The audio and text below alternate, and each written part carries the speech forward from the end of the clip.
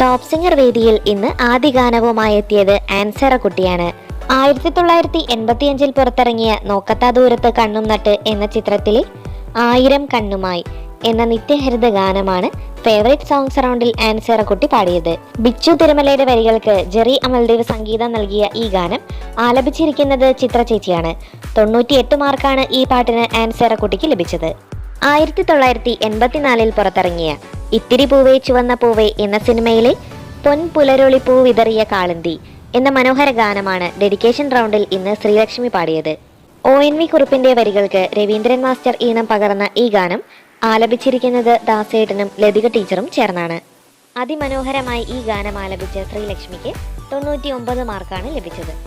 2000 പുറത്തിറങ്ങിയ പ്രിയം എന്ന ചിത്രത്തിലെ സ്നേഹസ്വരൂപനം നാഥ എന്ന അതിമനോഹര ഗാനമാണ് ഡെഡിക്കേഷൻ റൗണ്ടിൽ ഇന്ന് ഐറിസ് കുട്ടി പാടിയത്. എസ് രമേശൻ നായരുടെ വരികൾക്ക് ബേണി ഇഗ്നേഷ്യസ് ഈണം പകർന്ന ഈ ഗാനം ആലപിച്ചിരിക്കുന്നത് ചിത്ര ചേച്ചിയാണ്.